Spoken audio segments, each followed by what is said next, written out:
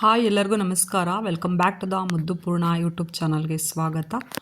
ಏನಿವತ್ತು ಮತ್ತೆ ಗಿಲ್ಲಿ ವಿಡಿಯೋ ತೊಗೊಂಡು ಬಂದಿದ್ದೀರಾ ಅಂತ ಹೇಳ್ತಿದ್ದೀರಾ. ನಾನು ನಿಮ್ಗೆ ಆಲ್ರೆಡಿ ಹೇಳಿದ್ದೀನಿ, ಗಿಲ್ಲಿ ಎಲ್ಲ ಇನ್ಫಾರ್ಮೇಷನ್ ನಿಮಗೆ ತಿಳಿಸ್ಕೊಡ್ತೀನಿ ಅಂತ ನನ್ನ ಚಾನಲಲ್ಲಿ.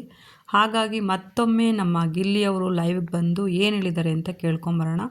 ಫಸ್ಟ್ ಲೈವ್ ಮಾಡಿದ್ರು, ಮತ್ತು ಈಗ ಮತ್ತೊಂದು ಸರಿ ಲೈವ್ ಮಾಡಿದ್ದಾರೆ ಎಲ್ಲ ಕನ್ನಡ ಜನತೆಗೆ ಕೃತಜ್ಞತೆ ತಿಳಿಸೋದಕ್ಕೆ.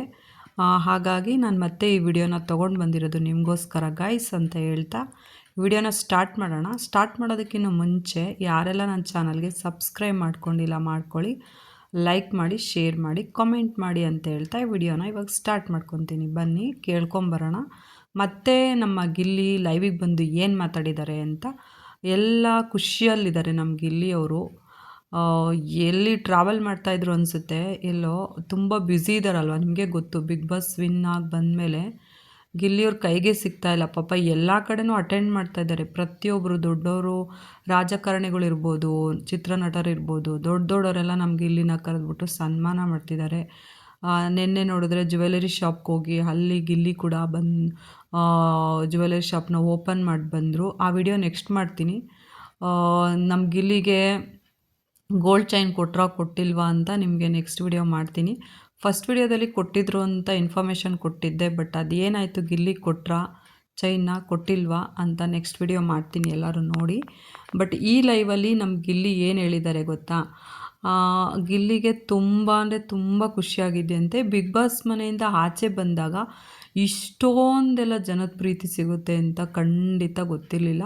ನಾನೊಂದು 6ನೇ ವಾರ 7ನೇ ವಾರದಲ್ಲೇ ವಾಪಸ್ ಬಂದ್ಬಿಡ್ತೀನಿ ಅಂತ ಅಂದ್ಕೊಂಡಿದ್ದೆ. ಬಟ್ ನೋಡಿದ್ರೆ ನನಗೆ ನಂಬೋಕ್ಕೆ ಆಗ್ತಾಯಿಲ್ಲ, ಅಷ್ಟು ಜನದ ಪ್ರೀತಿ, ಅಭಿಮಾನ, ವಿಶ್ವಾಸ. ಅಯ್ಯಪ್ಪ, ಎಲ್ಲೇ ಸಿಕ್ಕಾಪಟ್ಟೆ ಪ್ರೀತಿ ತೋರಿಸ್ತಾ ಇದ್ದೀರಾ.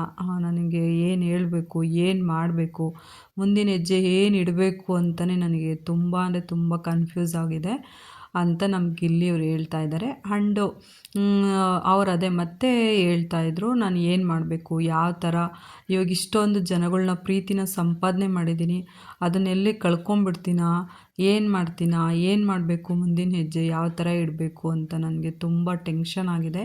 ತುಂಬ ಯೋಚನೆ ಮಾಡ್ತಿದ್ದೀನಿ. ನೈಟೆಲ್ಲ ನಿದ್ದೆನೇ ಬರೋಲ್ಲ. 2 ಅವರ್ 3 ಅವರ್ ಅಷ್ಟೇ ನಿದ್ದೆ ಮಾಡ್ತಾಯಿದ್ದೀನಿ ಇವಾಗ. ಅಷ್ಟು ಜವಾಬ್ದಾರಿ ಇದೆ. ಜನಗಳ್ನ ಸಂಪಾದನೆ ಮಾಡೋದು ತುಂಬ ಕಷ್ಟ. ಬಟ್ ಅಭಿಮಾನಿಗಳ್ನ ಸಂಪಾದನೆ ಮಾಡಿದ್ಮೇಲೆ ಅದನ್ನು ಉಳಿಸ್ಕೊಂಡು ಹೋಗೋದು ಅದಕ್ಕಿಂತ ದೊಡ್ಡ ಜವಾಬ್ದಾರಿ. ಹಾಗಾಗಿ ಏನು ಮಾಡಬೇಕು ಅಂತ ನನಗೂ ಗೊತ್ತಾಗ್ತಾ ಇಲ್ಲ.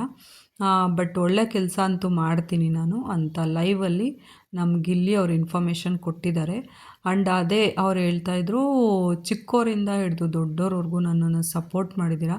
ಚಿಕ್ಕ ಮಕ್ಕಳು ಕೂಡ ಇವಾಗ ಬಿಗ್ ಬಾಸ್ ಎಲ್ಲ ಮುಗ್ದೋಗಿದೆ, ನಾವು ಟಿ ವಿನೇ ನೋಡೋಲ್ಲ ಇನ್ಮೇಲೆ, ನಮ್ಮ ಗಿಲ್ಲಿ ಬರ್ತಾ ಇಲ್ಲ, ಗಿಲ್ಲಿ ಮನೆಗೆ ಕರ್ಕೊಂಡೋಗಿ ಅಂತ ಚಿಕ್ಕ ಪುಟ್ಟ ಮಕ್ಕಳು ಕೂಡ ಹೇಳ್ತಾ ಇದ್ದಾರೆ. ಎಷ್ಟು ಖುಷಿ ಆಗುತ್ತೆ ಕೇಳೋದಕ್ಕೆ ಅಂತ ಗಿಲ್ಲಿ ಹೇಳ್ತಾಯಿದ್ರು. ಆ್ಯಂಡ್ ಯೋಧರ ಬಗ್ಗೆ ಮತ್ತೆ ಹೇಳಿದ್ರು. ಯೋಧರು ಆಗಿರ್ಬೋದು, ನಮ್ಮ ಗಡಿ ಆಚೆ ಇರ್ತಕ್ಕಂಥ ಯೋಧರುಗಳು ಅಲ್ಲಿಂದನೇ ವಿಡಿಯೋ ಮಾಡಿ ನನಗೆ ಸಪೋರ್ಟ್ ಮಾಡಿದ್ದಾರೆ. ಆ್ಯಂಡ್ ಬೇರೆ ದೇಶದವರು ಕೂಡ ನನಗೆ ಸಪೋರ್ಟ್ ಮಾಡಿದ್ದಾರೆ. ನಮ್ಮ ಕರ್ನಾಟಕ ಬಿಟ್ಟು ಆಂಧ್ರ ಪ್ರದೇಶ, ತಮಿಳ್ನಾಡು ಈ ಕಡೆ ಎಲ್ಲ ಕಡೆಯಿಂದನೂ ನನಗೆ ಸಪೋರ್ಟ್ ಮಾಡಿದ್ದಾರೆ.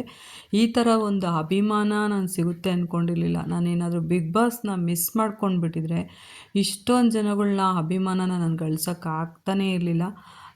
ಎಷ್ಟು ಖುಷಿಯಾಗುತ್ತೆ ಅಂದರೆ, ಯಾವ ಜನ್ಮದ ಪುಣ್ಯನೋ ಏನೋ, ಮುಕ್ಕೋಟಿ ದೇವತೆಗಳ ಆಶೀರ್ವಾದ ನನ್ನ ಮೇಲಿದೆ.